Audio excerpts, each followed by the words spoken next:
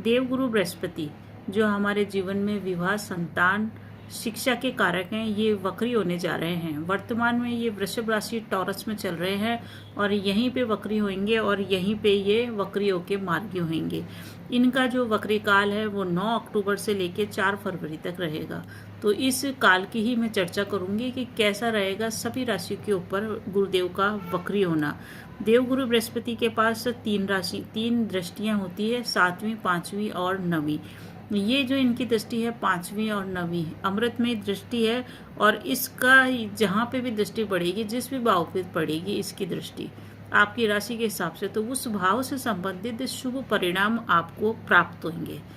इस गोचर काल में क्या उपाय करना है, तो एकमात्र एक खास उपाय है जो सभी राशि वालों को कर सकते हैं, वो है विष्णु सहस्त्र नाम का जाप और देवगुरु बृहस्पति के मंत्रों का जाप। अब अलग अलग राशियों के ऊपर हम चर्चा करते हैं कि आपकी राशि के ऊपर क्या परिणाम देंगे।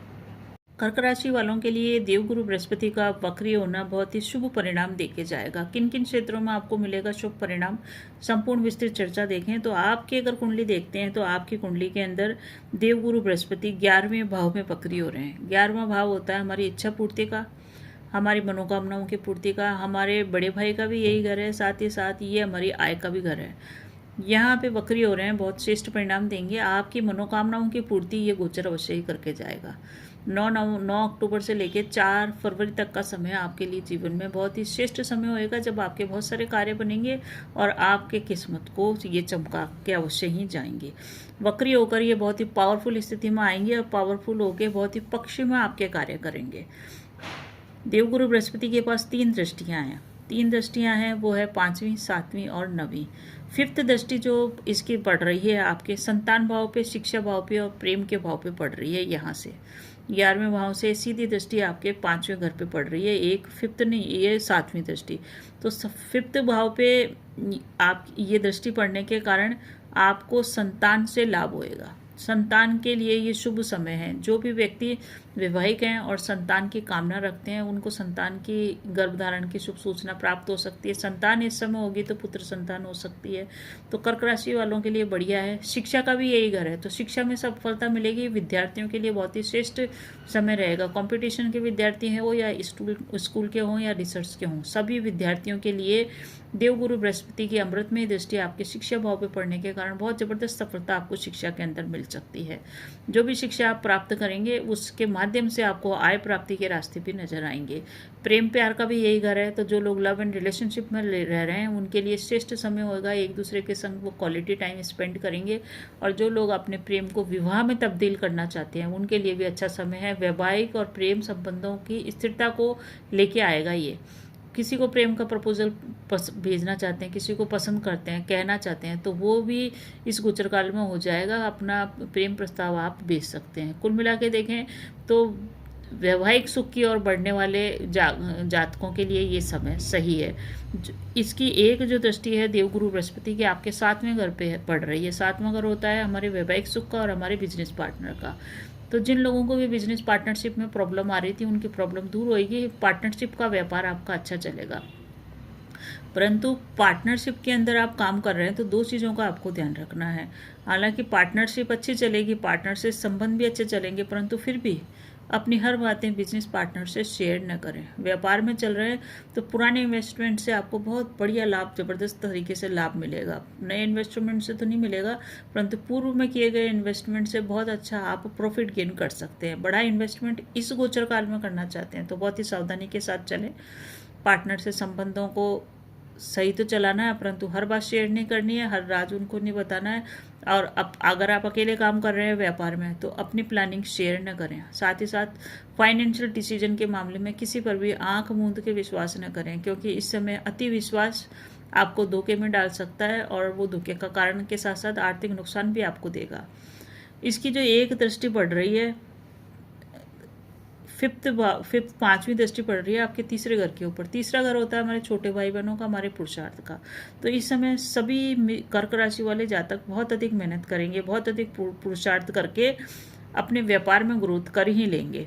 पार्टनरशिप में आ रही परेशानियां भी वो दूर कर लेंगे और परिवार के साथ जो संबंध खत्म हो चुके थे, बेकार हो चुके थे, या रिश्तेदारों से जो संबंध खत्म हो चुके थे उन संबंधों की भी वापस शुरुआत होगी, उन संबंधों में भी सुधार होएगा।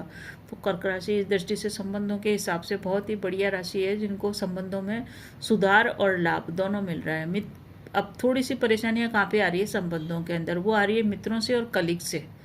पहला बात तो यह है कि मित्रों और पड़ोसियों के घर पे गुरुदेव की दृष्टि पड़ रही है 5वीं। तो जिन लोगों के पड़ोसियों से प्रॉब्लम नहीं है, उन लोगों के इस गोचरकाल में वाणी के माध्यम से थोड़ी प्रॉब्लम आ सकती है। जिनकी प्रॉब्लम चल रही थी उनका प्रॉब्लम सॉल्विंग हो जाएगा। तो एक तरह से देखें तो किसी तीसरे के कारण आपके मित्रों से या पड़ोसियों से संबंध खराब हो सकते हैं। तो आपको अपने पड़ोसियों से संबंध खराब नहीं करने, अच्छी तरह से आप चलिए। ऐसे ही वर्क प्लेस के आपके ऊपर आपको प्रमोशन मिलेगा और उच्च अधिकारियों का सहयोग भी मिलेगा, परंतु कलीग्स के साथ संबंध थोड़े से आप मित्रवत बना के चलें। ये आपके लिए एक विशेष सावधानियां इस गोचर काल में रखनी है। बाकी कर्क राशि वालों के लिए ये गोचर बहुत ही बढ़िया रहेगा। शिक्षा के लिए भी बढ़िया है, संतान की दृष्टि से भी बढ़िया है, पड़ोसियों से संबंधों के हिसाब से भी बढ़िया है। बस आपको थोड़ा सा थर्ड पार्टी का ध्यान रखना कि किसी के बहकावे में नहीं आना है और किसी पर अति विश्वास करके उसकी बातों पर विश्वास नहीं करना है। जितना ज़्यादा आप पड़ोसियों से संबंध सुधारेंगे, अपने कलीग से संबंध सुधारेंगे, उतना ही ज़्यादा आपके लिए बढ़िया रहेगा। क्योंकि इस गोचर काल में बहुत सारे कर्क राशि वाले ऐसे होंगे जो अपने आस पड़ोस में ही प्रॉपर्टी खरीदेंगे, पड़ोसियों की ही प्रॉपर्टी खरीद सकते हैं वो। तो ये खरीदने का कार्यक्रम जब भी होएगा जब आपको संबंध अच्छे होंगे, तभी तो आप उनसे बात कर पाएंगे प्रॉपर्टी के बारे में, तभी तो आप इस अवसर का लाभ उठा पाएंगे। तो इस चीज़ को आप समझें। किसी को प्रेम प्रस्ताव भेज रहे हैं तो वो तो आपका स्वीकार हो जाएगा, तो पड़ोसियों से संबंधों सुधारने का भी प्रस्ताव आप भेजें, उससे भी आपको लाभ ही होगा। अब कौन सी तारीख है जिस दिन आपको बड़ा इन्वेस्टमेंट, बड़ा प्रॉपर्टी का लेन देन या बड़ा मंगल कार्य या कोई बड़ा इन्वेस्टमेंट नहीं करना है, तो वो जो तारीखें हैं 2 तारीखें बन रही है इसके अंदर। एक तो नवंबर में ही पड़ रही है 10 से लेकर 20 नवंबर तक। इस समय कोई भी महत्वपूर्ण पेपर वर्क या कोई बड़ा कार्य इन्वेस्टमेंट न करें। दूसरी तारीख पड़ रही है जनवरी के अंदर, 12 जनवरी से लेकर 20 जनवरी के मध्य, इस समय भी आप न करें। तो जनवरी और नवंबर में आपको ध्यान रखना है। दिसंबर पूरा सही है, अक्टूबर सही है। तो अक्टूबर के अंदर कौन सी बेस्ट तारीख है जिस समय आप कुछ नए स्टार्टअप कर सकते हैं, डील भी कर सकते हैं व्यापार की, और कुछ खरीद बेच भी कर सकते हैं, वो तारीखें बढ़िया है 12 से लेकर 22 दिसंबर। इस समय आप कीजिए महत्वपूर्ण कार्य, आपको लाभ मिलेगा। अब चर्चा करें उपायों की। क्या उपाय करेंगे कर्क राशि वाले? कर्क राशि वालों को विष्णु सहस्त्र नाम का जाप करना एक रामबाण उपाय होएगा, जो उनको सभी परेशानियों से भी बचाएगा और उनके जीवन में उन्नति भी लाएगा। ये गोचर आपको श्रेष्ठ परिणाम दे देगा वैसे तो, परंतु फिर भी अगर आपने विष्णु सहस्त्र नाम किया तो श्रेष्ठ परिणाम से भी श्रेष्ठ और ज़्यादा श्रेष्ठ परिणाम आपको मिलेगा। ओम नमो भगवते वासुदेवाय मंत्र का वाचिक जाप करें, दिन भर घूमते फिरते चलते फिरते इसका जाप करें, आपको फायदा होगा। इसके अलावा आप गुरु के बीज मंत्रों का जाप कीजिए या चंद्रमा के बीज मंत्रों का जाप कीजिए, इससे भी आपको फायदा होगा। तो कर्क राशि वालों को कैसा लगा वीडियो अवश्य ही कमेंट करके बताएं और ओम